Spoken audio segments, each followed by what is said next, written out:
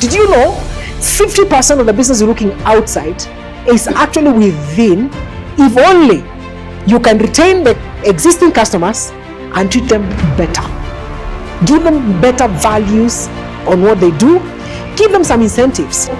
You should analyze your competitors very well. Analyze the competition.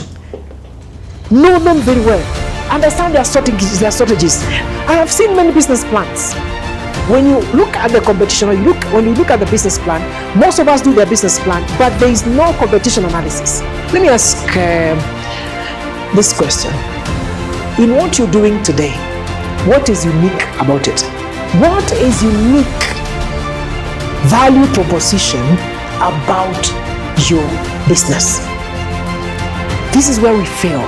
Some of us don't understand what is unique about our business, what is unique about our products. We are tailoring our marketing efforts.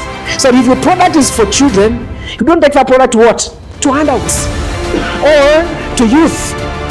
It's like saying, for example, you're going to sell a plow to our brothers in Kajiado who don't do what? Don't do farming. Or you're going to tell guys in Turkana that I brought you maize to plant, and those guys are pastors in nature. All right. So, without further ado, allow us to get into this conversation about how do we ensure that we are built for battle. What are some of the battles have you faced, and have you had to go and not only to walk through, but to conquer and get out of? And the gentleman I'm about to introduce requires no introduction, because as we are seated here, the power above us is already speaking volumes about him. If you've never been here and you don't know what he does, you will catch that when you get home, or Google him. So allow me to introduce Sir Charles, who has done considerable amazing things in the entrepreneurial space, and to talk to us this evening about how do we ensure that we are built with grit, that we are built for battle in the business space. So, ladies and gentlemen, as Macharia mics you,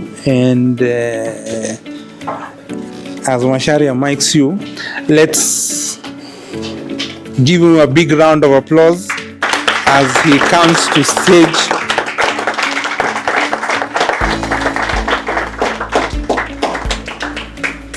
Sir Charles, karibu sana. Good. Let's put it up for my brother, Titus. Good evening. Give your neighbor a high five and tell them good to see you. Good to see you. Ask them, how was your week? Ask them, how was your week? How was your week? How was your week? Really, how was your week? Good. Ask them, are you a Gen Z? Oh, you're a millennial. Demand an answer, right? Let them give you an answer. Are you a Gen Z or a millennial? Well, you're a Gen Z. Did you get an answer? They're not answering.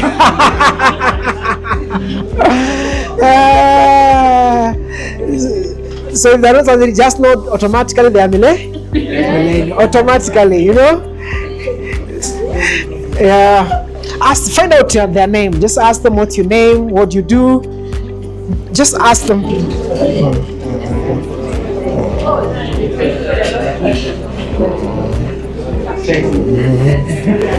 Great. I think we have a reason of catching up after this for a cup of tea, right? So waambie tutaendelea hapo mbele. Let me see by show of hands. How many of you have been here for our last 10 months? Every meeting we've done, you've been here. Let me see. It's 11. Are you sure? Macharia? This is the 11th. This is the 11th, right, Macharia? Because next month is what? Is August. Oh, okay. So this is the 11th meeting. Clap for him. Clap for Bwana Karani. So let me see. How many of you have been here for the last 10 times? Now this 11th one. Let me see. How many of you have attended 11 meetings? Oh, give a good hand to those guys.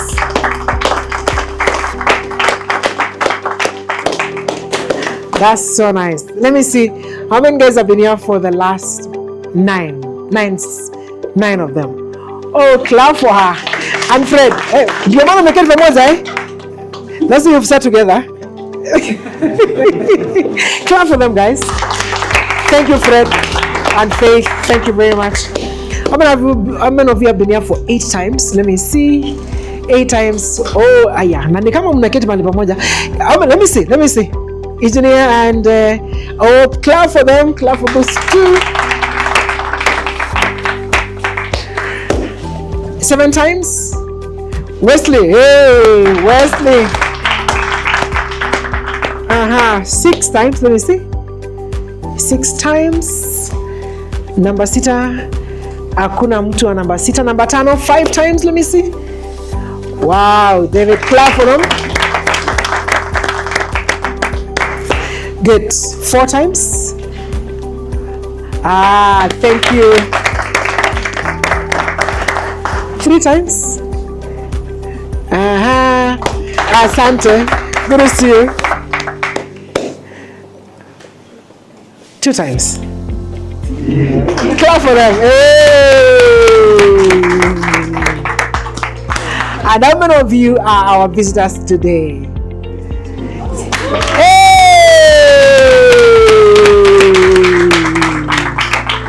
You are the most in this city. Thank you very much for coming.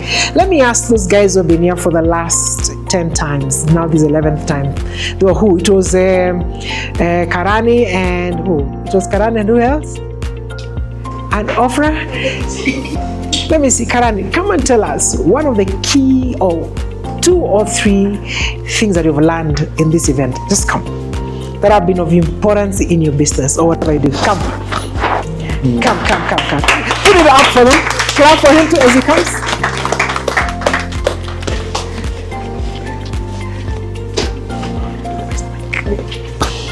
Tell us, what has kept you coming here every other time?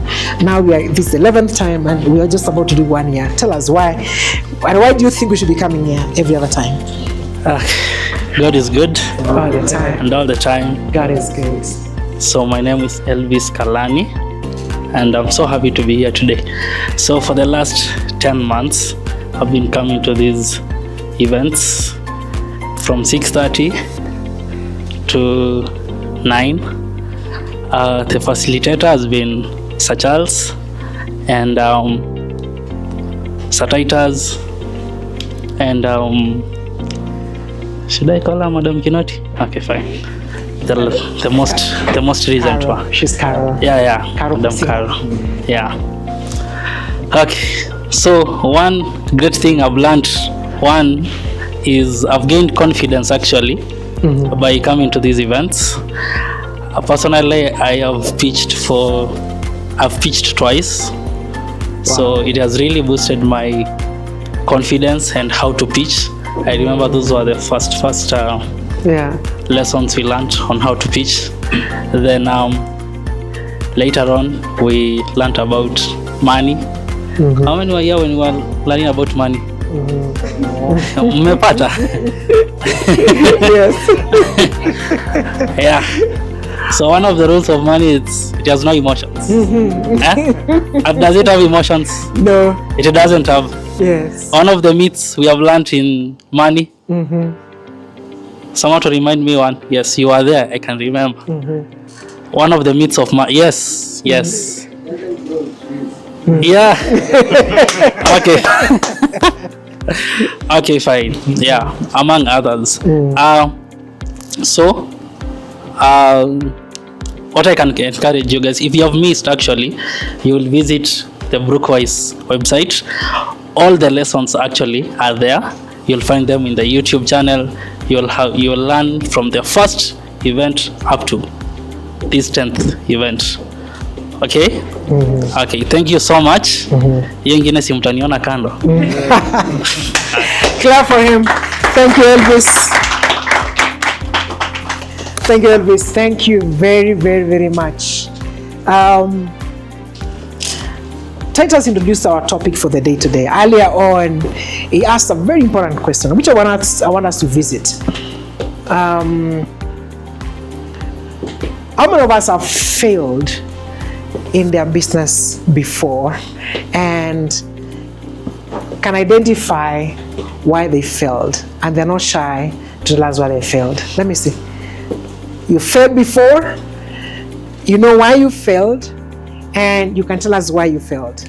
All right, let me see. Carol, let's have two of you guys giving us a few reasons. Carol and her and him, and maybe one gentleman. Let's see, Carol. Briefly, make it brief. Why did you fail? Hi everyone. Hi. Karomwe is my name. I'm an entrepreneur. I'm a realtor. I didn't fail on realtor. Real estate, that one is doing well. But in the process when I was doing the real estate, I started doing farming, big farming, commercial. Yeah, it was good. The idea was good. I had done my calculations well and everything. Together with poultry at a farm outside Nairobi. To me, the strategy and everything was good. Right. But I realized where I failed. It was, I think, too much for me because I was handling it alone. And also my demand. You demand. Yeah, my presence there, it means a lot. So I think my absence was one of the things to be at the farm. When I was starting it, I thought, because I've trained this and that, these are things I just give the direction to the workers and everything.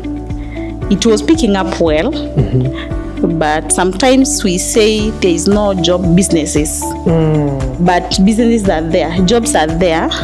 Is the people, are they responsible enough to handle those jobs? Are they responsible? Yeah. So I think that's what failed me. Yeah. So you left the business to your people, to your staff, because you felt that they are responsible enough. Yeah, because we have trained them. Actually, we didn't. I was just employing the veterinaries. Okay. Qualified, the one with degrees. Yeah. Because we were doing commercial. We were supplying to farmers' trees. Wow. So we have to get the quality and everything, whatever it is needed. Who have done pig before? Pig farming. Thank you. People might see it like goat farming. Yes. But it's totally different thing. It's like raising a baby. Wow. True, Masharia? It's like raising a baby. Everything is about procedure. Wow. When giving birth, there are those procedures we do, like when a mother is giving out a baby, is giving birth to a baby. Everything, and if you miss one of these, yes, you miss the quality or the timing where you are supposed to take it to the market. Wow. Even some medication and all that. So you get, they fail much on the procedures. Okay. The timely. Okay. So you get, by the time we get to the market, it has consumed a lot of food also than the calculation which is supposed to be there. Because there is not that quality that you need. You know, when the meat is above the kgs that they need, the prices go down because of the quality. Okay. So there is that certain kgs they want, that quality. So if you are not going to meet that and at a certain time that you have done your calculation because of consumption of the food, you'll miss everything. Wow. Yeah. Wow. So me, I think it was my absence. So many businesses have come to realize you have to be there. You have to be there. Yeah, even if you delegate, your presence needs to be there. Yeah, for you to push it. Excellent. Thank you. Good lessons. Good lessons.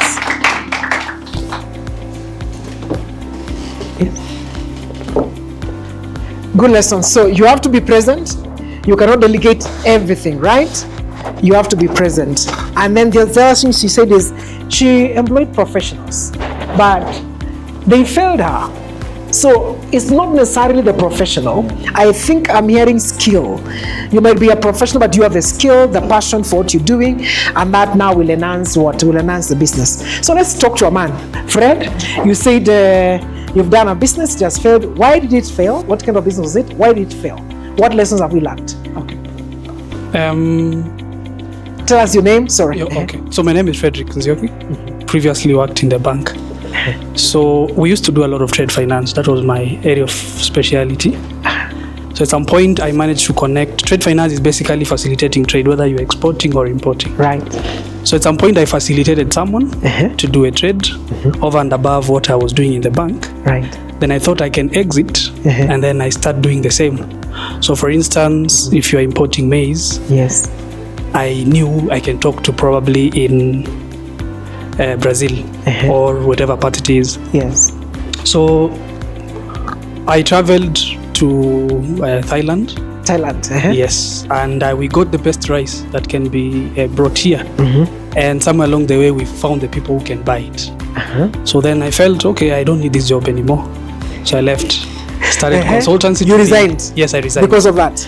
Yes, but of course there was something else. Yes. It's a story for another day, which I'm doing now, So, but then I realized you need to be able to understand the certain intricacies over and above just knowing who has the product and who is selling the product. Because eventually what happens is the people you connect, they still continue doing the same business and they make a lot of money.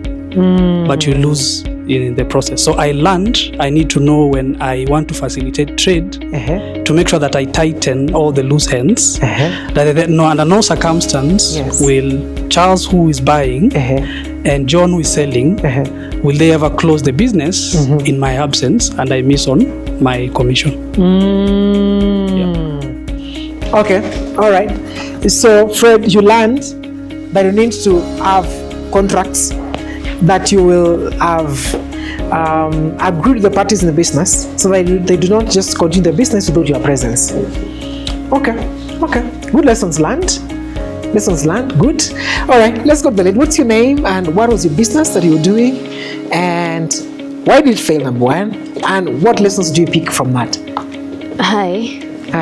Mtaniruhusu nivae mask, niko na homa kali. I have a flu. I have a very bad flu. So one of the reasons why my business failed was when the money got to my head. It went straight to my head. What kind of business was it? It was digital marketing consultation.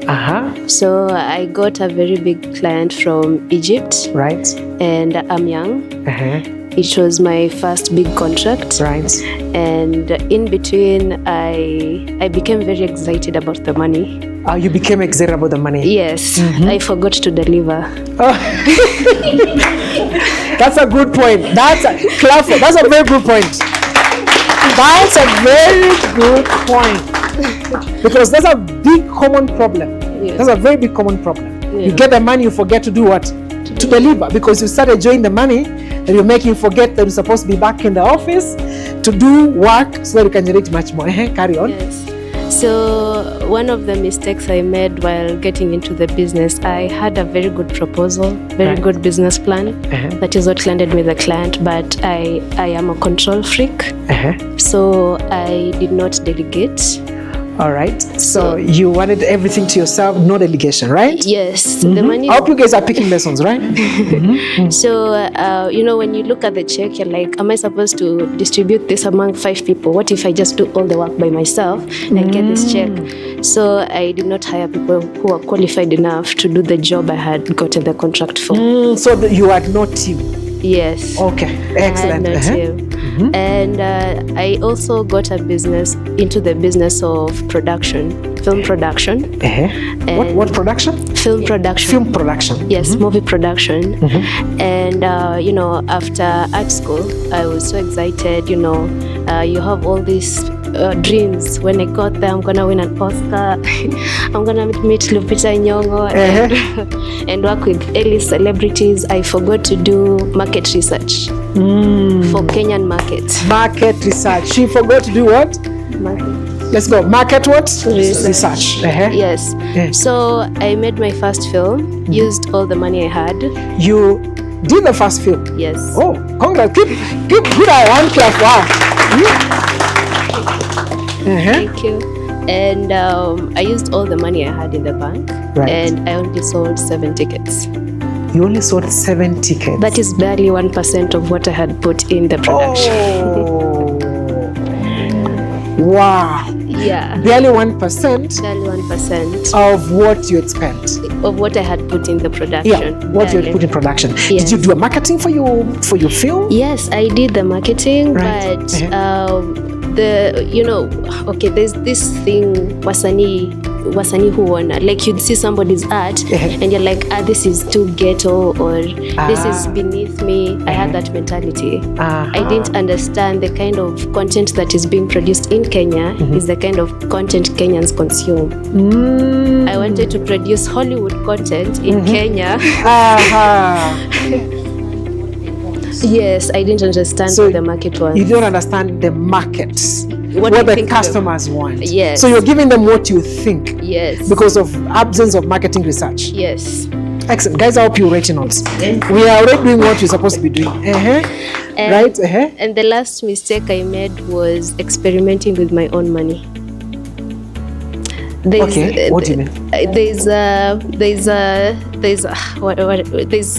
There's something I've read recently that when you're trying to grow in business, you first learn by doing it for someone else, so that you learn the ropes and the hoops, and so I experimented with my own money. I lost my own money. Now I'm back to literally zero, learning to grow back up, and it's a bit hard because I messed up my previous connections. Wow, guys, this lady is saying something very powerful. She says you learn by doing it for someone else. Yeah. For someone else. Yeah. Then from there you learn, and then you go and do yours. Yes. What a lesson. Clap for her. Wow. This is so in essence you say that you have to be in mentorship. Someone has to teach you and has to show you how you go about it. See how it is being done, then you can do it for yourself. Yeah, and that's why most of us are failing. I like this. This is good. Clap for her again. One more time. Getting good lessons here. So Paul, you said you wanted to say something. Paul, give the mic to Paul. Tell us your name, and by the way, madam, you never told us your name. My name is Barbara. Thank you, Barbara. Hi guys, Hi. my name is Paul. I did try my hand in the furniture business, and I wouldn't say that there is no market, but I think I overestimated the market in the area where I was situated.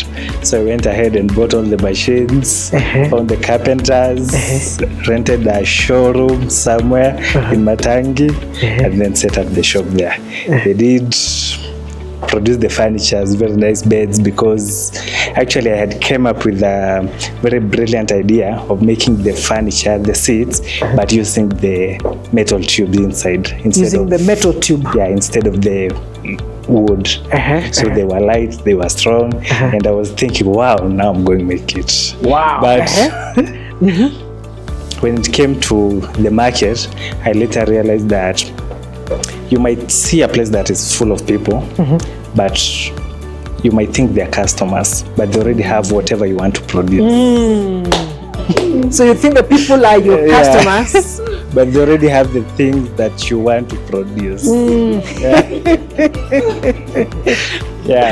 So they already have the things that you want to produce. So there's no demand for your there's products, no right? demand for your products. Yeah, it's behind the market. Behind the market. So but lesson. Product must have what? Demand. But I wouldn't count that as a loss, because it was a lesson. And in business, you should not count your failures as failures. Yes, You're correct. supposed to take them as lessons. Correct. And what happened to the machines that you had bought? They're like somewhere.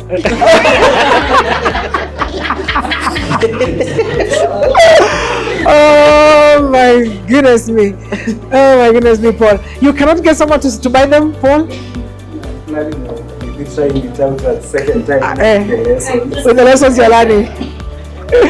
Wow. Let me get one more person who feels that he has something or she has something that we need to hear. Why the business failed, and let me see. One more person. Achana na Masharia. Okay. Let's see. Masharia unatuambia yako. Clement. Ama kuinua mkono. Hebu tusikie Clement anasema aje. Hello everyone. Hello. I'm Clement, Business Development Manager Tech Africa. Sauti kidogo. Clement, Business Development Manager Tech Africa. Hey, clap for the BD. So, Masharia was today talking about Tech Africa. Yes. One thing, tumekuwa challenges. So, we started as a young company whereby we started out of 1,000 Kenya shillings. Then we challenged ourselves to ensure we trained. Alafu as tukakuwa tama ya pesa. Then we went to an event in Coast. In Coast? Yeah, so that we can get funding. So akili yetu yote ikuwa from there, we are now billionaires, we are now working. Unasikia? Ama ongeza sauti. Ongeza volume. We went Coast with the team. So we were expecting that from that event, we'll be able to have funds because it was, we go present whatever you're doing. It was a pitching. It was a pitch. And from our pitch, we were told that you guys are good, let's sit down, let's now strategize on how we'll be working together. So we had invested all we had, even our savings. So even fare ya kurudi tulikopa. So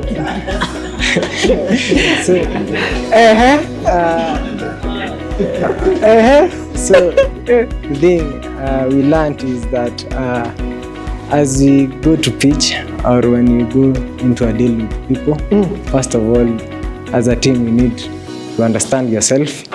You need to be focused as a team. You also need to have a plan, a working plan towards the same. Don't rush towards something just because there's something sweet. So we marketed the brand because he said we started from him. So we marketed him. He got his money, but we are left outside. Just it was just a story. So as we are going towards any business opportunity, you need to know who are you partnering with. Are you selling just your idea so that they can go work it outside, or it's just wash, you know? Yes. So, all right, clap for Masharia. And not for Clement, sorry. Masharia, was what you were going to tell us? Muliona Mombasa mkakula pesa.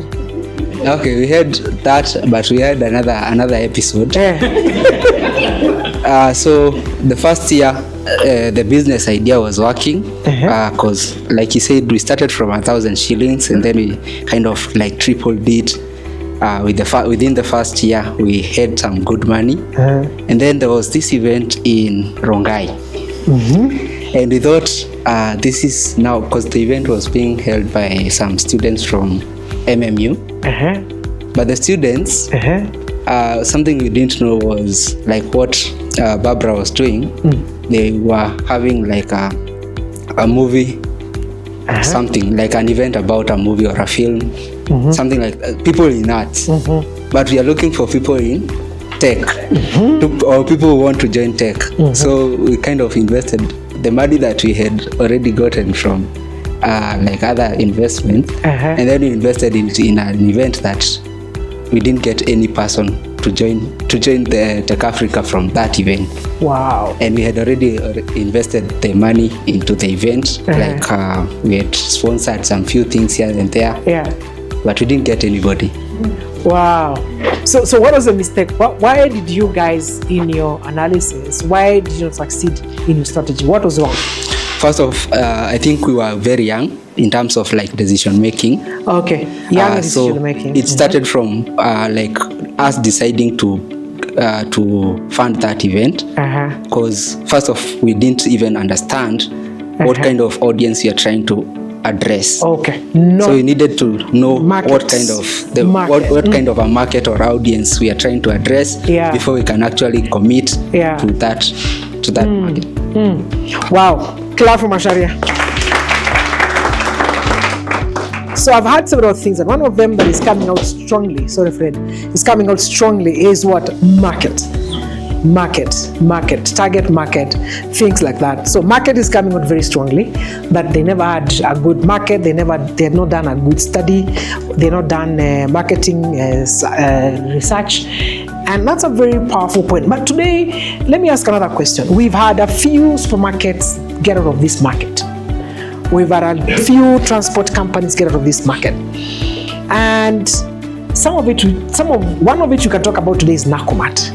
How many of us were here when Nakumatt was very strong? Let me see. All of us. Good. So as a case study, let me hear from you guys. Why do you think Nakumatt got out of this market? It was doing very well. Yeah, David? From what I've read, Yeah. what I've heard, number one is they expanded too fast.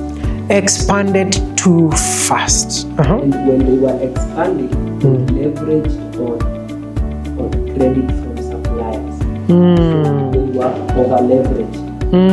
So when it started falling apart, Yeah. all on scale down. Grew too fast, expanded on money that they could not sustain paying, and then when things began coming down, they did what? Someone else? Thank you. Barbara? Poor management. Money management.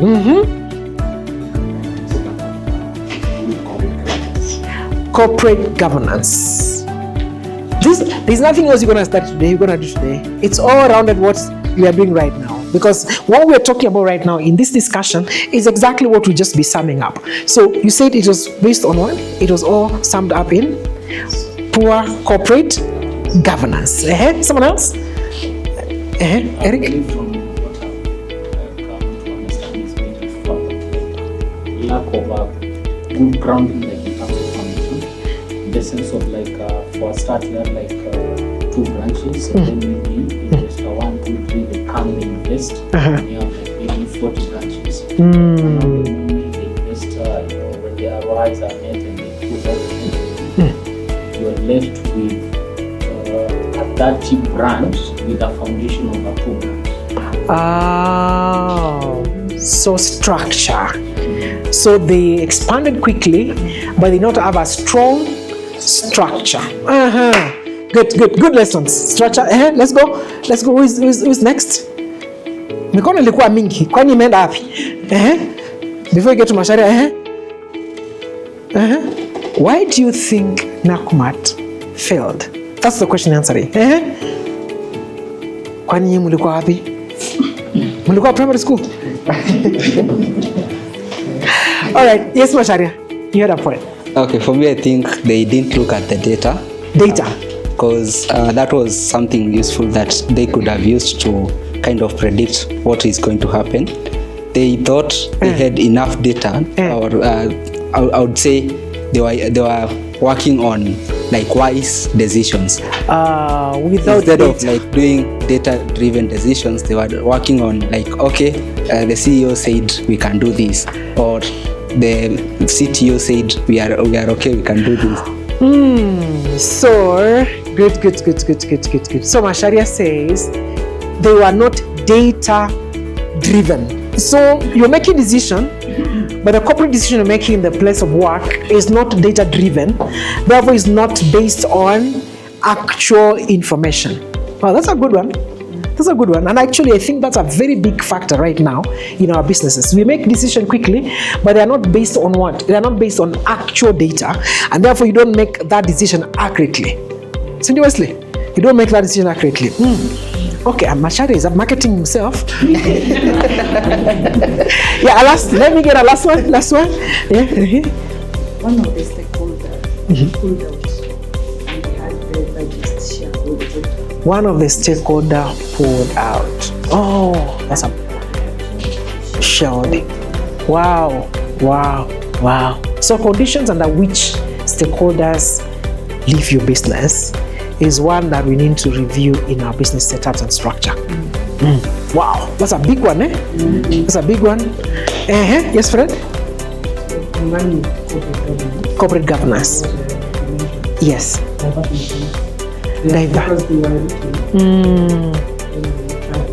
invest in something else.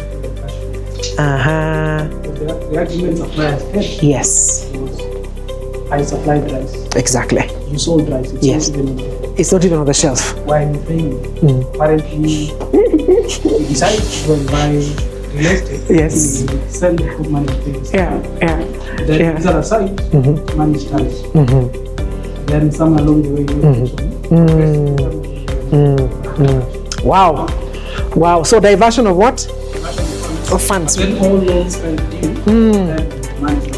So back to what Carol was saying, financial what? Financial and money management. Yes. Yeah. There's a terminology in banking, like banking. Yeah. Yeah. They had a charge over. Yes. There's a charge, or they had debenture. Debenture. First ranking. Yeah, first ranking debenture. So when the bank came knocking, also coupled with the bank and also the shareholder agreement that was there to solve it. So, Wow. Wesley? Could you guys say they had poor crisis management? Explain why. Explain why do you think so, Wesley? Because when things start going wrong, Yes. you need to come up with strategy to make you remain afloat. And from what I'm gathering, because I didn't know the full story I'm saying like there are things you could do. Maybe you need to or selling some assets. I feel like for something to go to where they went, where they became completely insolvent and failed completely, they have to have had poor crisis management. Wow. I like the thought, right? Yeah. That's a good one. Thanks, Wesley, for that. But yes, madam. Tell us your name and yes, Eva. Understand. At some point, they started having some of the products labeled Nakumat. So I don't know if that could also have diverted the attention on what they're supposed to be focusing on, and then the suppliers. competing. Okay, yeah, that could be a point. Yeah, because I'm supplying you with water, then suddenly you have your own water. You have your own water, and then I'm thinking, why do you need me? Right? Why do you need me? Okay, now the last one. On the flip side, we had Tuskys, right? It was not a supermarket. So why did it fail also? Do we have any such Tuskys remaining right now? Any branch anywhere? So what happened? It's also a supermarket, right? So could there be any correlation in the two? Were they owned by the same person? No, right? So yeah, so why did then Tuskys also?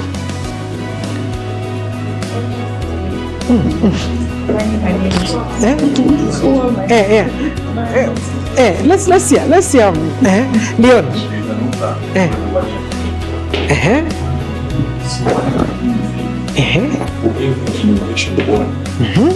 Gravity is acting upon it to fail. Okay. It's too heavy for us to understand. For every innovation born, yes, there is gravity acting upon it for it to fail. Okay. So you have to be like improving it every time. Okay. So I'd say it was just like they focused on management, not on improvement. And for every new idea born, there's gravity. There's a force of gravity acting upon it to do what? To fail. To fail. So you have to keep improving. So you have That's to keep why on improving. businesses after every 3 years they tend to fall. Okay. We thought you were just taking photos. Clap for him.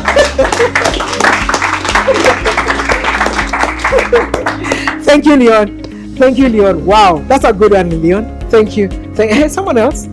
Another comment? Where? Yes, sir. And who else? Hello. Yeah. My name is Michael. Yes, Michael. So one thing about kitu niliangusha task is about lack of vision.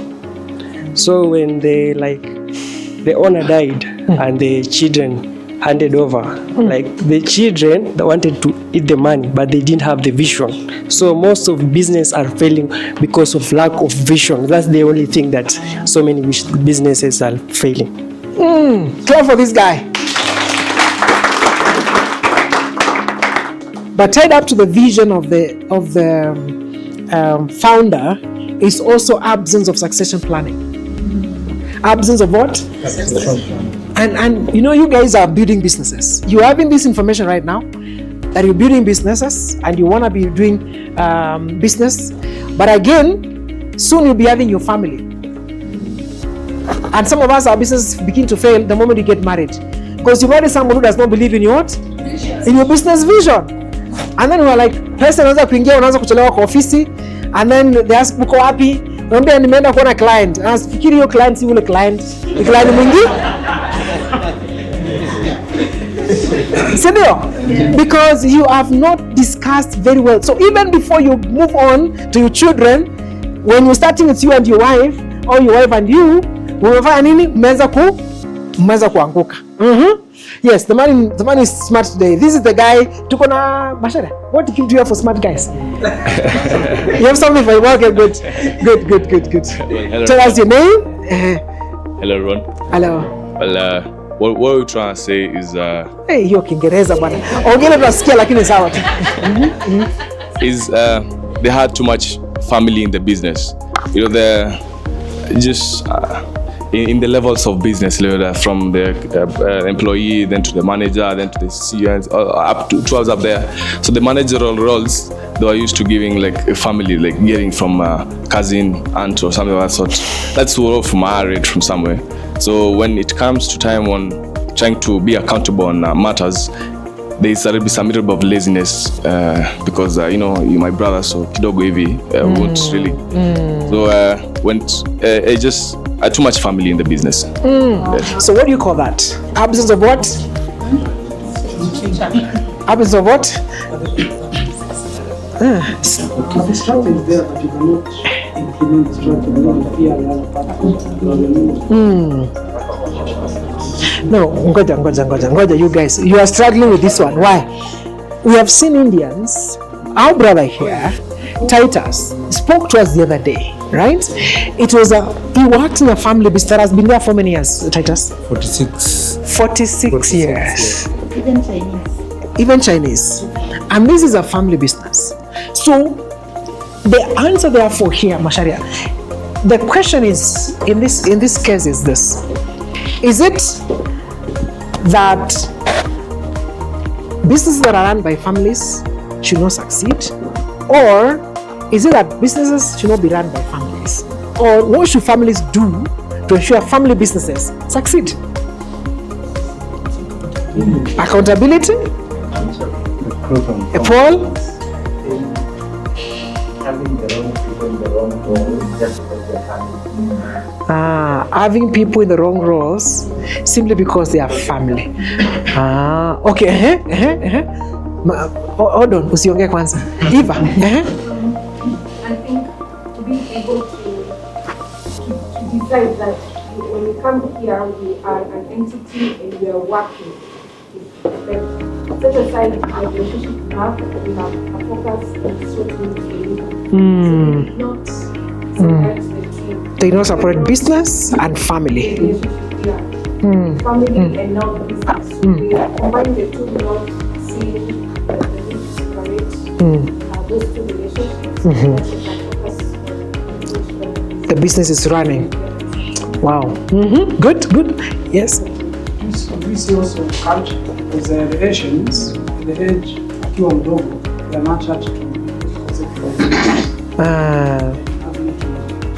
to grow and understand how the business is working from a very tender age. Discipline is nurtured as a tender age on how to run the business. Yes. Apart from in terms of this community, it's also believed that the market they had approximately 6.2 billion of debt from various sectors. So that's something that was there. So debt. So financial management again. Okay. Yes, sir. I think for me, finding it's personal money from the business money. So Ngoja. Finding what? A veil yeah. that does what? Separates personal money from the business money, not treating the business money as your personal money. So again, financial management. Titus, you have worked in a business that's a family-run kind of a business, not run, family-owned, right? But also part of them, they also work there. What do you say in summary on what we are saying right now on Tuskys and maybe Nakumatt? So,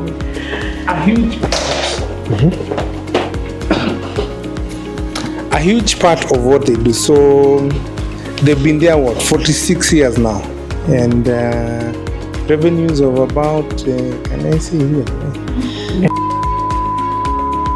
Wow. So, and that's year-on-year growth, month-on-month growth, and the business is family-owned. Chairman, board of directors to the CEO, some manager. So it's very much family-owned, tight-knit. So now from the C-suite, because you need to get particular type of skill, that's where they look from outside.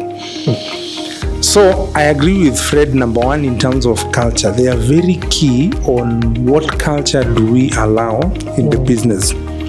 So whenever a son is born in the family, from the age of 11, you start seeing him walking into the business. You are brought by your father, you are brought by your parents, just to see where the money comes from. So in fact, when you are bought for a bicycle and you are around 12 years old, you come to the company to ride your bike there. Wow. So as you are riding in the looms, you know exactly this is where it comes from. So they have a very strong culture in terms of, and what they are taught is that this is not yours. You are building it for your children's children. It's ingrained in their brains. That even the youngest, who is our CEO right now, he knows he's building it for his son and his son's sons and the generations to come. So they are told by who? Who tells them? They are told by their forefathers, by their parents. We've kept you here, but this is not yours. Do not at any one time lie to yourself that this is wealth that you've been given. You are building it for another generation. It is ingrained in whatever they do. Then, in terms of how they control their wealth, let me tell you, Asians are very bright. Wealth never leaves their family. Everyone else who we use in terms of people who supply us office supplies, kitchen supplies, we have a network of how we make sure that the wealth is controlled in the business. So that, and coupled with how do we build systems that enable us to make sure that culturally we are building this right. In fact, we have a ritual. We almost repeat our purpose every time we walk into the office, and that should remind you why we are doing this and who we are doing this for. So we have to get it right on culture. We have to get it right on skill in terms of the people we bring on board. I work in HR, I work in recruitment. I don't make it easy for anyone. And that's because of how things have been built in terms of the culture we want to build, the systems we've put in place, and the people we are bringing into the business. Wow. And then in terms of, we've not talked about customers. Let's not go there, because some of the people who now move our product, we've done business with them for about 30 years. Some of them, 30 years. About 30 years customer counting. retention. Customer retention is very key. We treat our customers like loyalty. Wow. And they are the most important people to us. Wow. And some of them are still our cousins. So. Wow. Wow. Clap for Titus. That's fundamentally very important for us to understand as you're building business. And then as you say that this is a family business where we're actually doing what? We are doing wrong, where we are going wrong. That's quite insightful. I think just to wrap up what we've just all discussed, let's look at a bit of a few things, and we're going to be checking and repeating part of what we've discussed this evening. So this is just a summary, right? Let's put some notes down, and let's see, why do we need to battle? You know, we are built to sustain ourselves. We are built to beat that competition. So entrepreneur grit in a tough market, because the market is becoming extremely tough. And I think one of the reasons why Tuskys and Nakuma were battling is because of competition as well. The market was not big enough. So there's that battling around the marketplace. So how do we ensure that we remain relevant? I remember Kodak and most of other things. We used to have radio cassettes and Kinandas, and I don't know, some of us who were young, some of those many years, used to have those disco DJs, right? Now there was a very nice one, the box ones. What were they called? Vinyl, and very good. Ilikuwa na kitu kana hivi, munaeka, not even cassettes. There's another one with something like a deck, right? Yeah, a deck, and it used to be very good. But today they're not there. So why do they not remain in the market? Let's see. So one of the reasons why is because we do not understand our what? Competition. We do not understand our competition. And even when we don't understand competition, we most likely than not, apart from not understanding the competition, we wish it away. We assume there is no what? Competition. I have seen many business plans. When you look at the competition, or when you look at the business plan, most of us do their business plan, but there is no competition analysis. And you know very well, in business plan, you must, number one, have a very clear understanding, Wesley, on who is your competition. And one of the mistakes we make as young entrepreneurs is this: we assume we are the only ones who are doing what we are doing. Who has been there like me? I've been there many times. I assume I'm the only person who is doing what? Who is doing what I am doing. So we underestimate the power of competition. And therefore, when you get into the market, you realize, oh, my goods are not moving. The absence of demand most of the times is because there is competition. There is something that is being bought, something that looks like yours, but is being bought by somebody. So you realize there is no what? There is no demand. I like what Paul said. Paul realized sooner than later that there were people are using seats or furniture like what he was doing, what he was making. That tells you it was competition. It tells you someone else was doing what Paul was doing, what was making. But Paul did not consider that as what? As a possibility of competition. So you should analyze your competitors very well. Analyze the competition. Know them very well. Understand their strategies, their weaknesses, and their what? Strategies. Know who they are. In fact, every morning you should ensure you have understood what the competitor is doing. You should have a team that is looking at what? At competition only. Or in the morning when you wake up, or when you go to the office, your marketer, so your marketing team should sit down to analyze what? Competition. And then take a strategy based on what the other guys is doing, the competitors are doing. Otherwise, you'll be beaten hands down. Competition, I've told you before, is like two guys in a ring and none of them wants to be out of the ring. So what they do, they're looking for the quickest opportunity to knock you out of the ring. That's what competition does. They're not there to play smart because you're young. One day I told you I started with a team of old wazers. And they told me, Charles, we will not see young people like you coming up with good ideas, which are one, tech savvy, because some of those guys don't have good skills for tech. Number two, they are scalable. So he says, no, we will fight with tooth and nails so that you make sure that your business does not do what? Does not stand. So you get excited of your business. It's a good idea. It's a good idea, right? But the thing is this: the guys are not sleeping. They are watching you as you do what? As you raise up. And what they want to do? Knock you down. Every time you try to raise up, they do what? Knock you down. So competition, make sure you understand it. And don't make noise when you're not ready. Don't go advertise. You know, sometimes you get excited. You have a product, it looks very nice. The colors are good, you know, gold and black. The product looks nice. It's the newest baby in town. And now you want to flash it to everybody. And guys are watching. Okay. Guys, and they will not tell you. Competition is like a snake. Most of these guys watch you from a distance without your knowledge. Before you know it, it does what? It bites on you. So please, if you need to be strong in the market, you must watch competition. Number 2, we talked about, very fundamental. Define your target market. Define your target market.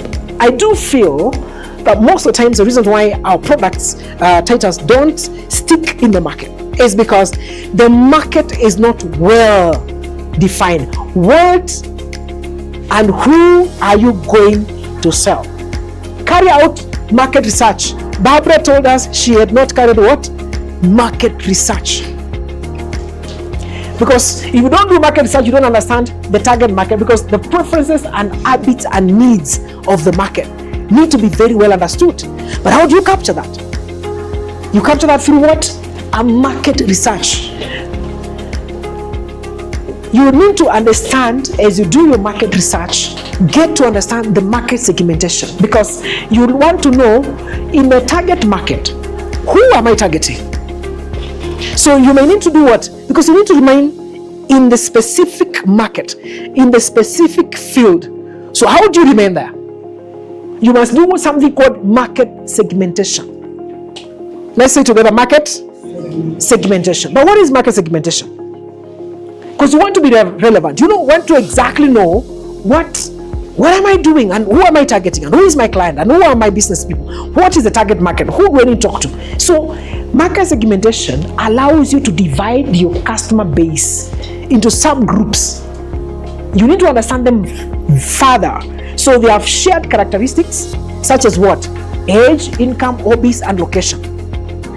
You do your marketing research and then you are defining your target market, right? So segmentation aims to tailor your marketing efforts. Look, we are tailoring our marketing efforts. So if your product is for children, you don't take that product to what? To handouts or to youth. And then you miss what? You miss on your target market. So you must be targeting your marketing efforts, because now you want to market your products. So, but who are you targeting your markets? It's like saying, for example, you're going to sell a plow to our brothers in Kajiado who don't do what? Don't do farming. Or you're going to tell guys in Turkana that I brought you maize to plant, and those guys are pastoralists in nature. So you have to understand where to take your product. So your marketing efforts must be targeted. So let's see something here. So what are some of these market segmentations, types of market segmentation? Because when you need to eat and succeed in the marketplace, you must be very clear on some of these market segmentation. But what is this types of market segmentation? Just a few of them as you move on. We're just reviewing what we know. So you get your market segmentation by one of the things is by demographic segmentation. What is demographic? You don't know about demographics, age, gender, income, blah blah, level of education, region, professional. But why is this important? Why is this important? Because you might have products that are gender based. Like for example, shoes for ladies are not shoes for men. There are some shoes that are unisex, yes, but what percentage? Not big percentage. There are clothes that are not for women. Age, if you have business that needs to be for children, say to who? Say to children. So you must study your market very well. Religion. If, for example, your market is to sell Is to sell to the Muslim community.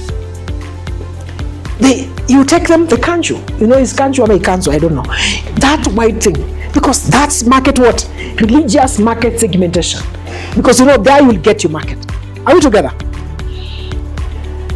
So you segment your market depending on demographics. Number 2, very important again, psychographic segmentation. What is psychographic? Man, some of these things sound so technical.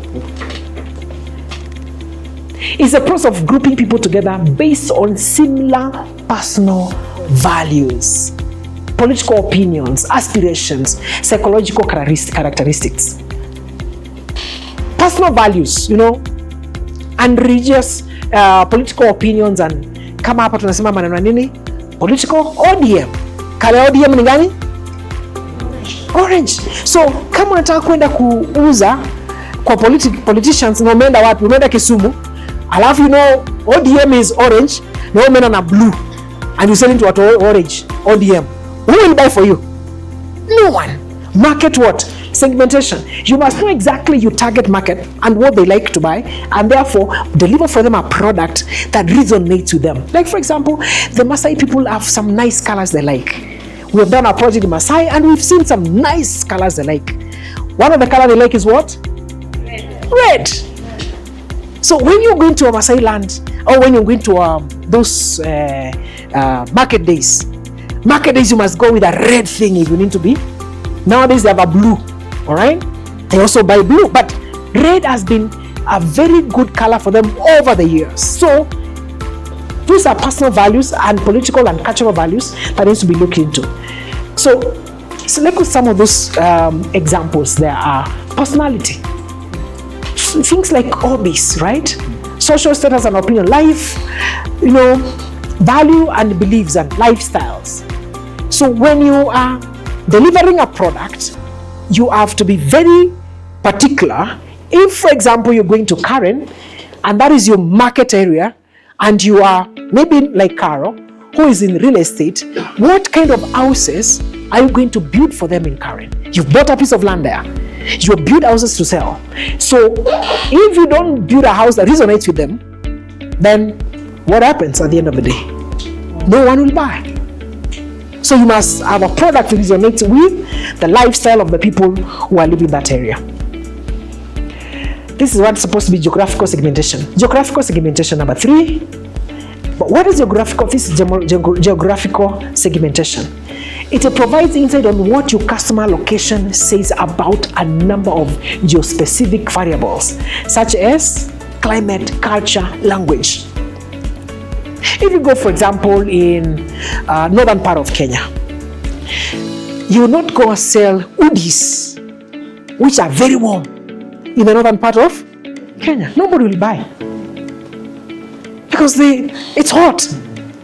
It's like you've gone to where? You've gone to Mombasa when it's hot. Alafu kuna zile majacket. Kuna siku moja nimetoa Karen. I always remember that I came from Karen one day and it was very cold in Karen. Very cold in Karen. So I put on my long tread coat and I was looking good. I was feeling very nice. Sisi hapo kwa matatu, and then tukafika hapa junction. Then I started looking at the weather and things were changing. The weather was becoming hot. And I'm wondering, what's going on? The weather is getting hot. So we continued tukafika Kenyatta Hospital. It was getting hotter and hotter. By the time we were getting to CBD, I was looking at myself and wondering, who advised me? Who told me to put on this thing? So I was not careful to understand about climate and dress codes. So because you need to understand, if you are getting a product, it should be suitable for that particular thing that you're getting. I was in Geneva and I remember calling my wife and telling her, this place I need a jacket because the place was extremely cold. And nilikuwa na zile jacket za Kenya. So I put it on one day. I said, my goodness me, this sounds like a shirt. It feels like a shirt. It was so light. The thing was too much. So if you go and sell shirts or jackets from Nairobi in a place like Geneva during winter, nobody will buy. So you must learn geographically where you are for that product to do what? Product to sell. This is the last one here. Behavioral, hey, you must know where I come from. Behavioral segmentation. You are segmenting your market depending on the behavior of the people of the area you are selling your product. Must be very, very cautious about this. Number one, because of spending habits and purchasing habits. Kuna watu, they will spend money on a particular thing. So if you go to market things to them, you must give them what they do, what they buy. Like for example, guys who are in music industry and who are doing they like a lot of production, TV shows, blah blah blah. You must be very particular the kind of clothes you take to them when they are producing their songs. You know, I used to watch some of those things. They wonder, inguo ni nani angenunua? It is only a musician. You know, have you seen some of those things? And you wonder, honestly speaking, inguo ukipeleka kwa soko, who will buy? It's only musicians who understand that language because they want to be flamboyant, some bling bling. You know, some of those bling blings ukipelekea watu wengine kama sisi, huyo mtu anarudi bila nini? Bila pesa kwa mfuko. But the market that understands what kind of product you have will receive that product because that is the industry, right? That's the industry. If for example, you're selling, you go to bankers like Fred, take them suits and ties. They resonate with my brother. What's your name? Your name is Danford. Yeah, when you go to Danford, take him a suit and a tie. You will buy, right?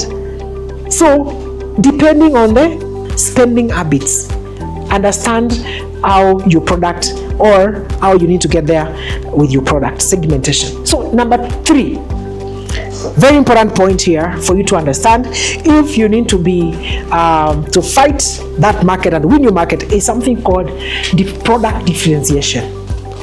Product differentiation. What is differentiation? Differentiating your business. And here it's very simple.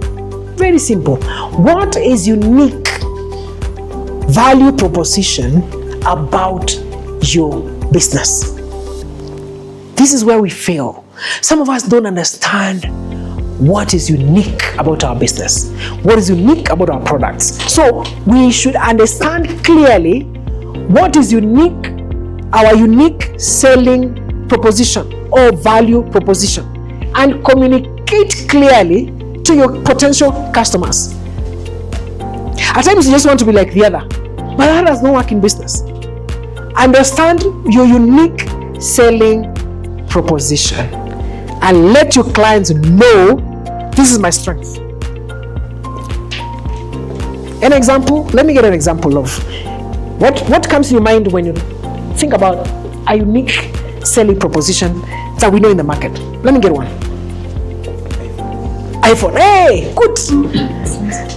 Samsung. iPhone, Samsung. But when iPhone came, there was Nokia, right? And when iPhone came, it was so different. And we wondered, honestly, to me, iPhone, actually people ran away from buying iPhones at the time. But you realize with time that iPhone is very unique in the way it is crafted. The software there, their iOS is very nice. But when you get used to it, it becomes addictive. But they have understood what? They never changed to Android. They remained what? Remain iPhone. So your unique proposition is what makes you outstanding in your marketing place. Don't be a copycat. Stand on who you believe you are and market that. Market who you believe you are. Market your product. Don't just change because others are doing what? Others are changing.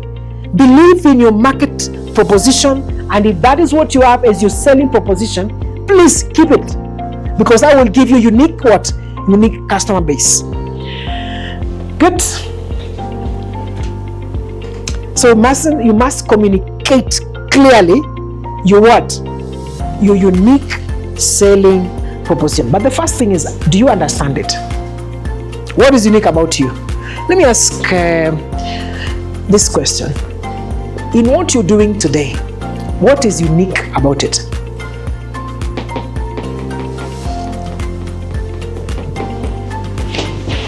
In what you're doing today, what is unique about it?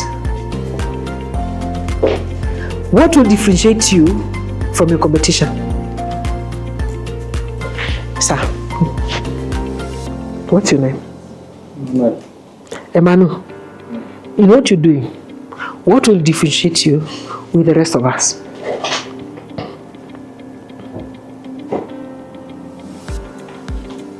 Think about it.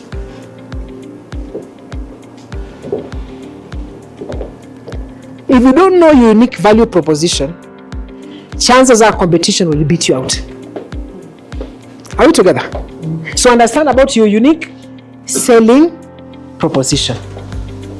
Good, that's your mark, right? That's your mark. Something we take so casually, yet it makes you, and I like what Teta said about this one. You should offer unrivaled customer service. We assume customer service is easy to do, customer service will always be there, but how many of us have made calls and when you expect to get a very good response from the other end, it is really wanting. Something very simple. It's really wanting. Or you put your numbers on your website, but when that number is called, there's no response. Customer service. Or the people on the other side, when that phone call is made, don't understand the product. So they cannot be able to explain or answer the questions of the clients. Have you experienced something like that? And that person is in business. You are selling to us your products, but when the phone call comes through, the customer service is wanting. I like what I just said, that they have retained customers for over 30 years. Honestly speaking, there must be something that company is doing on customer service and service delivery that keeps these people coming on and on and on.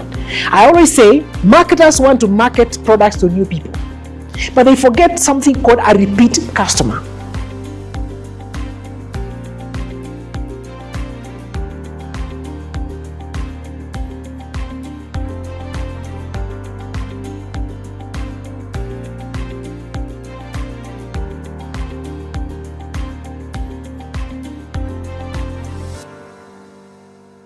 Or tell them we are taking you to Carol the other day hosted an event for the customers. And that was very nice, Carol. She just had an event where all the customers have come, interacting, telling them thank you for what you've done for us for the last few years. We appreciate your business. We appreciate what you've done. Then by the time you are done, the same customers want to buy more because they see you value them, right? So customer service and customer retention is one that if you take it seriously, then it has the power to double the sales. Provide an exceptional customer experience. An exceptional customer experience. Tuko pamoja? Number 5, very important. Embrace innovation and adaptability. Let me have an example in the room of a product that you feel failed the test of innovation. What comes in your mind when you remember products that were in the market, now they have left? Yes. Nokia. Kodak. Motorola. Another one. Siemens, Sagem. Do you remember a product called Sagem? Kalisia. Peter, which one do you have in mind? I don't know. Safaricom Go. Which one is that? Which one was that? They had these cards. They had these cards. They're supposed to swipe. And then they used to have like also response. But they were way before our time. That was around 10 years ago. Oh, they were way before time. If they notice right now, they need to okay. The tap to pay one, right?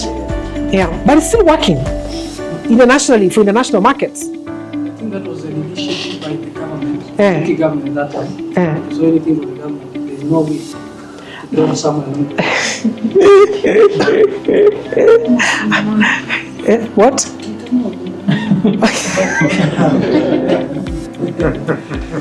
It's a good one. It's a good one, Caro. Another one. Final products. Sanyo.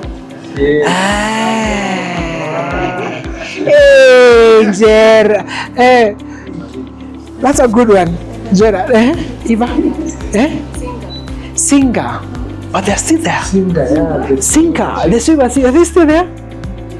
Are they still there? Yeah, Great Wall TV. Hey, you guys. Final one? Let me see. Which one? Technology? Yeah. Oh, the TV pressure up. Oh, yes. The one for the village. Very nice one. So what are you supposed to do? You explore what?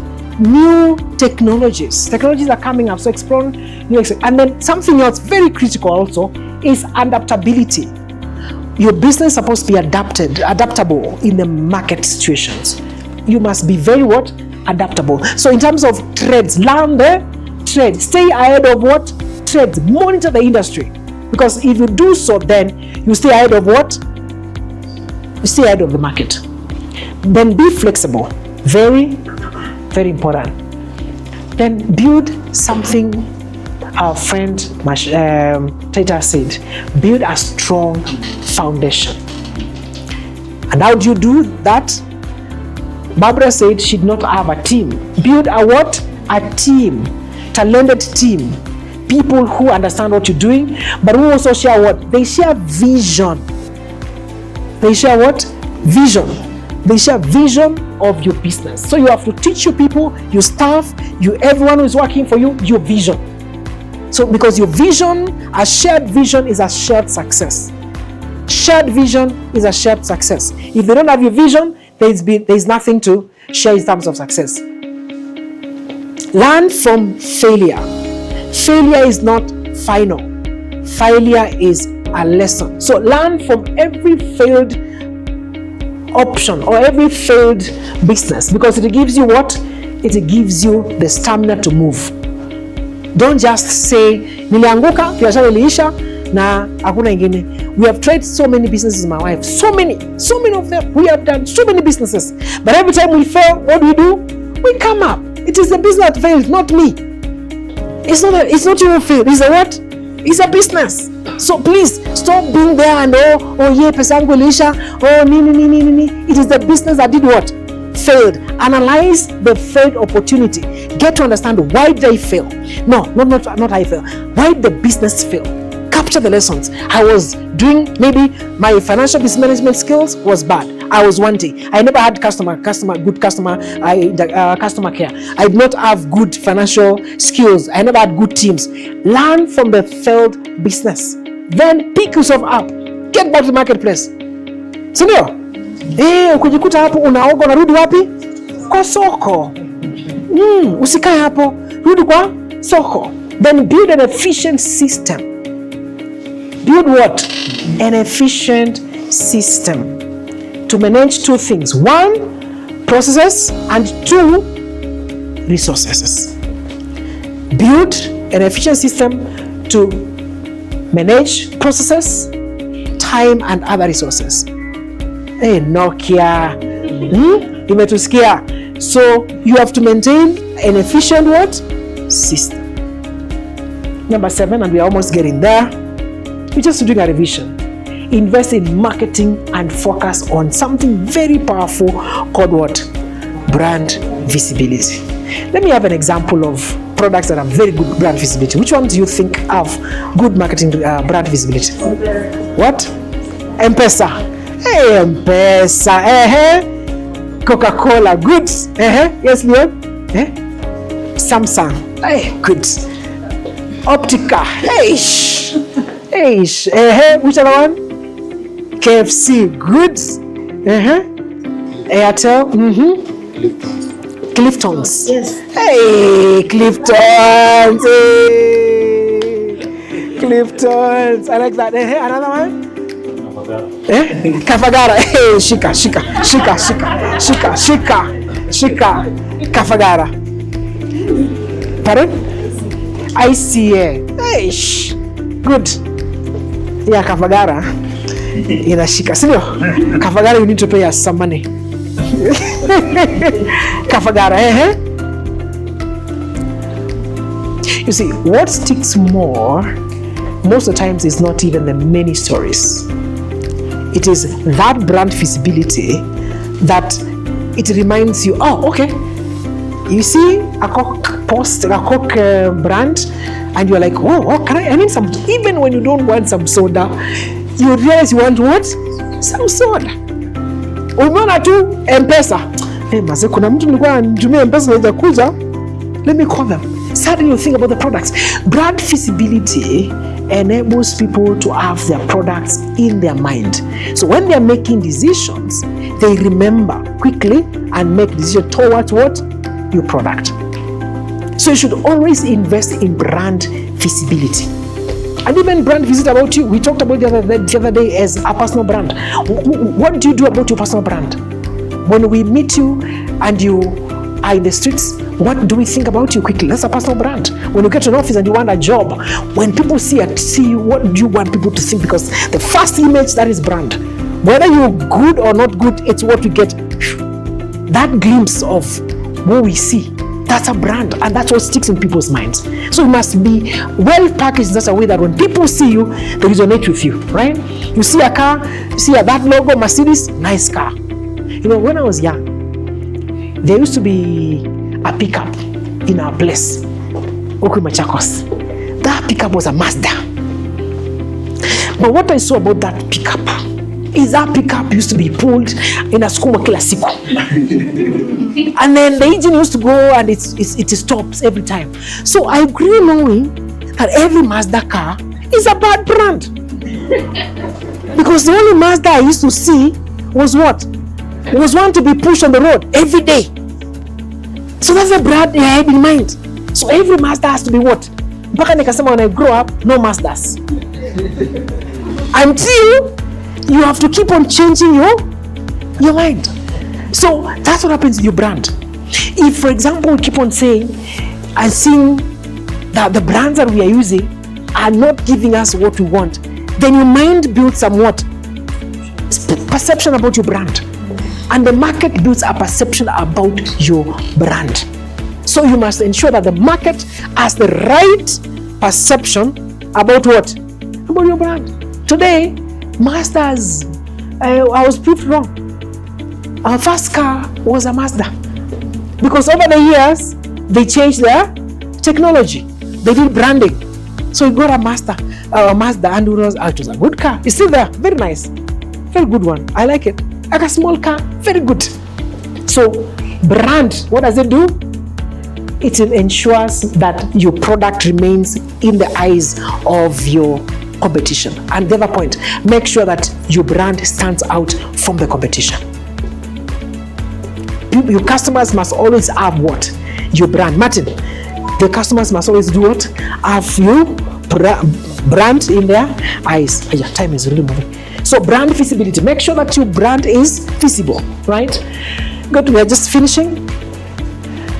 Network, collaborate with industry players and leaders. Make sure you network. You know, what is the importance of networking?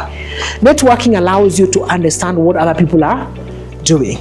And they give you perspectives. If they can give you feedback about your products, they give you feedback about your products, then they keep on helping you to learn more and more and more. So networking, we say that networking is your net worth. So if you don't network, then there's a value that you do not really achieve. And then industry players and leaders are people that we need to look at in terms of mentorships and in terms of leadership. And then you understand too much about your business by interacting with the same people. Then something very important, join the right business associations. Right business associations. Even real estate, join those associations in the real estate. If you're selling milk, go to where milk is sold and in those forums. You will learn too much about competition. Understand what your competition is doing. Understand what they're doing and better your product. If you don't join the right associations, then there's a lot of information you miss around your product and your competition. One of the reasons why we go to this kind of forums is because, one, understand your competition. Check, what are they doing? Okay, so they are crafting their things. Right, take notes. Take notes. When you get back to the office with your think tank and with your team of strategy, analyze what you learned and better your product. So this is made for you to do what? To better your products and expand your business networks. Very, very important. Do not ignore the place of mentors. Kuna photo nimeona hapa lakini sawa. Do not ignore the place of what? I was not expecting. Do not ignore the place of what? Of mentors. People talk to you about what? How to do things, how they have done, where they failed, and where those failures were what? Were lessons for them. You've heard some of these things you're talking about. So, the place of mentors, and I like what Barbara said, we keep on referring to Barbara. I like what Barbara said. Get to do it for somebody. Then that person, you will learn through that. So when you launch to your own, then you have experience. You don't even need to start afresh. Sometimes the reason why we fail is because people said we were lied to. We were told experience is the best, and experience is not the best teacher. You don't need to fail, and then we say ati tumepata experience, and you already failed. Learn from the mistakes of what? Others. Learn from the mistakes of others. There are things we've done and failed. We need to tell you, don't go this way, you will fail. And you succeed. So don't wait to fail first so that you do what? You learn. But if you want to it's still okay. Sawa. But don't wait to fail for you to learn. You can learn from others who failed and did what? Succeeded. Then now you can do what? Succeed. So the place of, and the other thing is this. Don't fear to share your idea or to share about your business because you're saying, hii yangu, hii idea yangu, hii itaenda hii. Hii itaenda. Hii itaenda. Hii itaenda. Na unaweka tu hapo. Hii itaenda. Utakuta siku moja nenda mtu mwingine ako mbali. Because you kept it so close to yourself, seeking for wisdom, seeking for knowledge. I don't want to be helped. Therefore, someone else, because ideas, God gives people ideas in different areas. Wale watu wa Amerika si wanakula. Wale watu wa Kenya si wanakula. That tells you something is common in the air. And someone can pick it from everywhere. It's a spiritual thing. So if you keep something for too long, before you know it, even if you imeweka kwa bedroom, utaona mahali imetokezea. So learn from people who have been ahead of you. Let them teach you how they have done things. And then humble yourself enough to learn, and then you can grow from there. Good. Next one, which is very important. Always do what?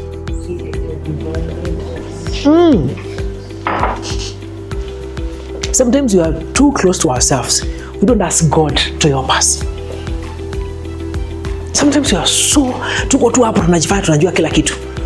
Tumeenda tumeongea na watu wetu huko, tunafikiri hiyo ndio mwisho. Ask God to guide you. Don't be so proud that you cannot ask God for help. Siku nipigie makofi kama masharia.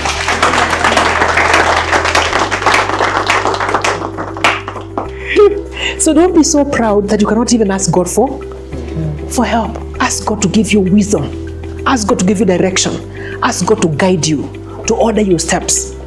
One of the things that I reflect back today, where I am today, in terms of business and where God has brought us today, when I look back, the people that I have met or we've met along the way, most of them I did not even have an idea they exist. I had no idea. But every time, because I know where I want to go and where we need to be, we kept on praying and asking God, Lord, lead us, direct our paths, order our steps to the right people. When you ask for God's and for divine intervention, what God does is this. God knows exactly who you require for your business. He knows exactly where your help is. And when you ask Him to help you, what He does is He orders your steps. Let me give you an example. In 2010, January 2010, no, not January 2010, in December 2009, when we were looking for financials for our energy project, one of my co-partner, he's called Simon, got an invitation by the Ministry of Energy to go and do a presentation for small wind projects. When Simon went in that meeting, we were praying and asking God, give us partners. When Simon went for that meeting, he just went to present. And we speech, just like we keep on doing things here. We say something and you think what you're saying is small. It's not small. So Simon just doing a presentation. He does his presentation. Then in his last presentation, he put our license there for the wind project and said, and by the way, we've been doing small wind turbines, but now we are trusting God to do a wind farm. And because of that, we have got a license and a permit from the Ministry of Energy. And we're trusting God we'll get somebody to come and help us. There was a guy in the meeting, just like we were seated. He was seated behind there, like Ken. He said, wait a minute, did you say go back? Because someone had just, a flash, he went back. He said, no. Just go back in your presentation. Did you say you have that license? Someone said, yes, we have this from the Ministry of Energy. That guy said, I have been looking for that. Come and see me after this meeting. It happened when Simon met the guy, that guy was the head of East and Central and Sub-Saharan Africa for General Electric. General Electric, for those who don't know, are manufacturers of aeroplane engines and they are manufacturers of turbines, wind turbines. And that's how we got our financing and our development partners from General Electric and American government. So General Electric introduced us to the American government. So the people that you require are not very far from you.